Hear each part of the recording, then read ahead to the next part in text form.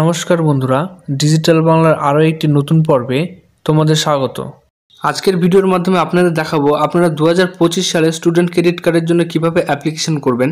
আপনারা সকলেই জানেন স্টুডেন্ট ক্রেডিট কার্ড হলো এমন একটি পরিষেবা যেখানে আপনি কিন্তু উচ্চশিক্ষার জন্য সরকার থেকে 10 লক্ষ টাকা পর্যন্ত খুব কম ইন্টারেস্টে আপনি কিন্তু সরকার থেকে এই লোনটি কিন্তু পেতে পারেন। এবার এই স্টুডেন্ট ক্রেডিট কার্ড আপনি কিভাবে অ্যাপ্লাই করবেন সেটি কিন্তু স্টেপ বাই স্টেপ দেখানো হয়েছে এই ভিডিওটিতে।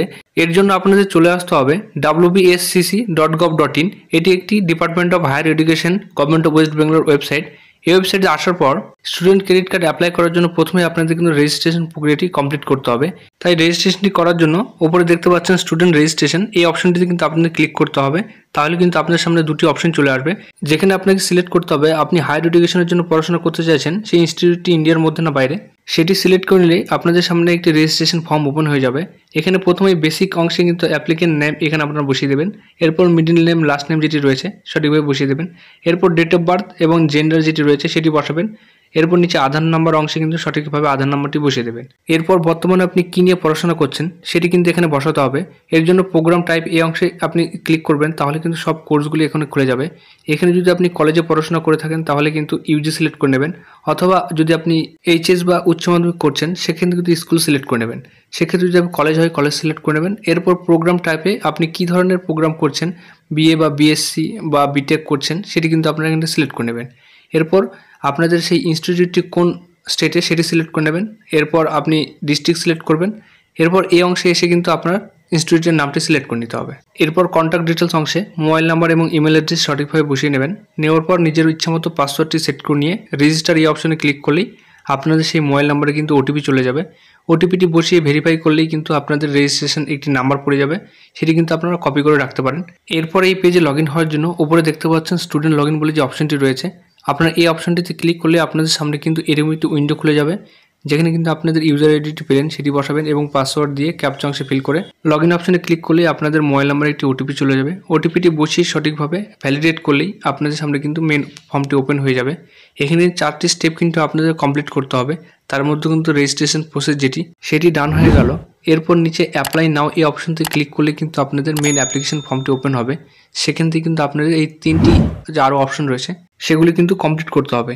এবার এই ফর্মটি ফিল আপ করার জন্য অ্যাপ্লাই নাও এই অপশনটি ক্লিক করলে আপনাদের সামনে কিন্তু মেন ফর্মটি খুলে যাবে। এখানে প্রথমে আপনাদের পার্সোনাল ডিটেলস ফিল আপ করতে হবে, যেখানে স্টুডেন্ট নেম কিন্তু রেজিস্ট্রেশন পেজ থেকে অলরেডি ফিল আপ রয়েছে। এরপর ফাদার্স নেম, মাদার্স নেম এগুলো কিন্তু আপনাদের ফিল আপ করতে হবে।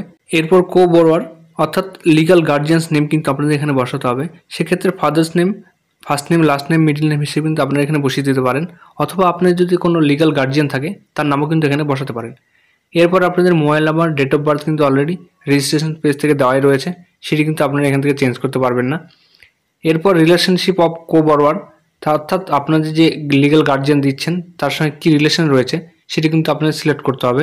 এবার স্টুডেন্টটি কোন ক্যাটাগরির মধ্যে পড়ছে, জেনারেল, এসসি, এসটি সেটি সিলেক্ট করবেন এবং ক্যান্ডিডেট যদি ফিজিক্যালি চ্যালেঞ্জ হয় সেটি সিলেক্ট করবেন, না হলে নো করবেন। এরপর স্টুডেন্টের আধার নাম্বার দেওয়াই রয়েছে, এই অংশ থেকে কিন্তু আপনারা লাস্ট কোয়ালিফিকেশন সিলেক্ট করে নেবেন যেটি রয়েছে আপনাদের। এরপর স্টুডেন্টের যদি প্যান কার্ড থাকে ইয়েস করবেন, যদি না থাকে এখানে নো অংশে ক্লিক করে এই ডাউনলোড আন্ডারটেকিং ডকুমেন্টস এখানে আপনারা ক্লিক করবেন। তাহলে কিন্তু আপনার সামনে একটি ফর্ম ওপেন হয়ে যাবে। এই ফর্মটিতে শুধু আপনাদের ক্যান্ডিডেট যে রয়েছে তার সিগনেচার এবং ডেট কিন্তু আপনাদের বসাতে হবে।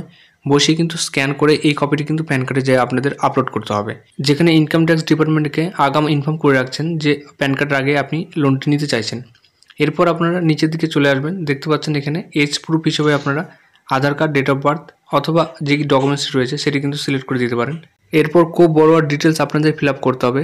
আপনি যে লিগাল গার্জিয়ানের নেম দিলেন তার পেশা কী রয়েছে সেটি ওপরে দেবেন। এরপর তিনি কোন ক্যাটাগরির মধ্যে পড়ছে, এসসি, এসটি, জেনারেল, সেটি কিন্তু আপনারা এই অংশ থেকে সিলেক্ট করে নেবেন।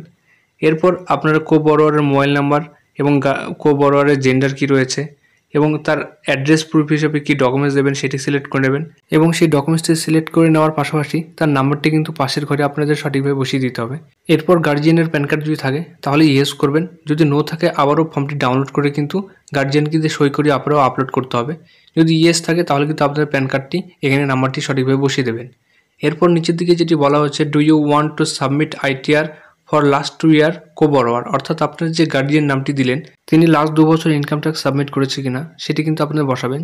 যদিও এটি ম্যান্ডেটরি নয়, যদি নো করেন দুটি নো করে দেবেন, নো করার পর একটু নিচের দিকে আপনারা স্ক্রল করবেন, তাহলে প্রেজেন্ট অ্যাড্রেস ডিটেলস একটি ঘর চলে আসবে। এই অংশ থেকে কিন্তু আপনারা আপনাদের যে প্রেজেন্ট অ্যাড্রেস ডিটেলস রয়েছে সেখানে সিলেক্ট করে দেবেন house name, street name, pincode বসিয়ে দেবেন এবং স্টেটটি আপনারা সঠিকভাবে বসাবেন এবং ডিস্ট্রিক্টটি কিন্তু যা রয়েছে সঠিকভাবে আপনারা এই অংশ থেকে বসিয়ে দেবেন।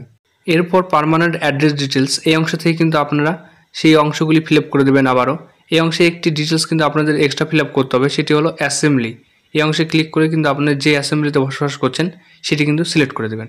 এরপর কোর্স অ্যান্ড ইনকাম ডিটেলস এই অংশে আপনারা যদি কোনো স্কলারশিপ পেয়ে আসছেন তাহলে কিন্তু আপনাদের স্কলারশিপের নামটি সিলেক্ট করে দিতে হবে।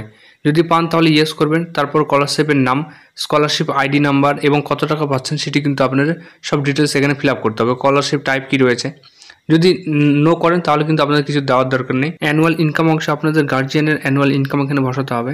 এরপর প্রোগ্রাম, কোর্স নেম এগুলি সব ফিল আপ রয়েছে। এরপরে আপনাদের কোর্স ফি এবং টিউশন ফি মিলিয়ে কত টাকা লাগছে সেটি কিন্তু অ্যাপ্রক্সে আমাদের বসাতে হবে। এরপর আপনাদের কোর্সটি কোন সালে শুরু হচ্ছে সেটি বসাতে হবে এবং কোন ইয়ারে কমপ্লিট হচ্ছে সেটি এই অংশে কিন্তু বসাতে হবে। এরপর আপনাদের টোটাল কত টাকা লোন দরকার সেটি কিন্তু আপনারা এই বক্সে বসাবেন। ধরুন যদি 10 লাখ হয় 10 লাখ বসাবেন এবং এই পাশের ঘরে 10 লাখ করলে এটি কিন্তু কথায় লিখে দেবেন। এরপর bank details of the student এই অংশে স্টুডেন্টের ব্যাঙ্ক অ্যাকাউন্ট ডিটেলস কিন্তু ফিল আপ করতে হবে। এর জন্য প্রথমে IFSC code, bank name, branch name এবং অ্যাকাউন্ট নাম্বার বসাতে হবে আপনাদের।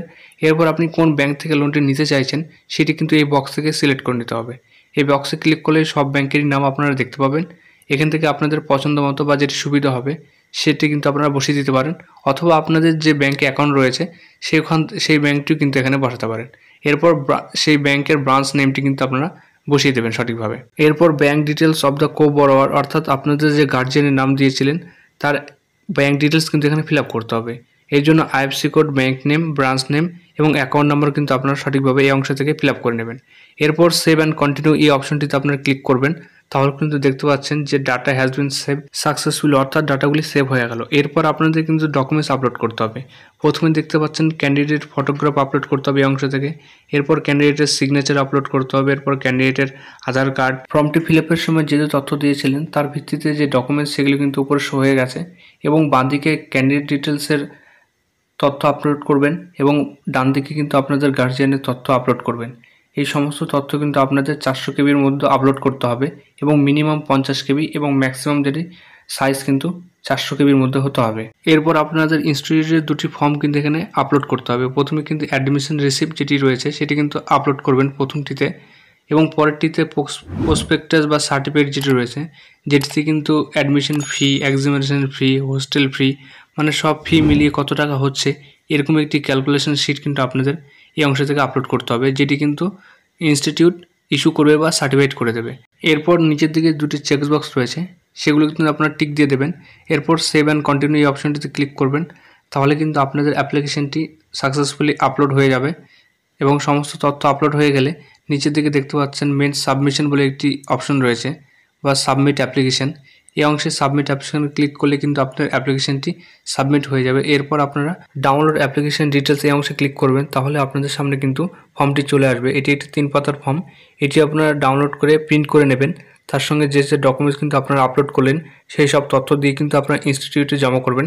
এরপর কিছু প্রসেস রয়েছে, সেখানে যদি আপনারা এলিজিবল হয়ে যান তাহলে কিন্তু আপনারা লোনটি পেয়ে যাবেন এবং আপনাদের অ্যাপ্লিকেশনের পর হায়ার এডুকেশন ডিপার্টমেন্ট আপনাদের অ্যাপ্রুভালটি দেবে এবং ব্যাংক কিন্তু একটি আপনাদের নামে স্টুডেন্ট ক্রেডিট কার্ড ইস্যু করে দেবে।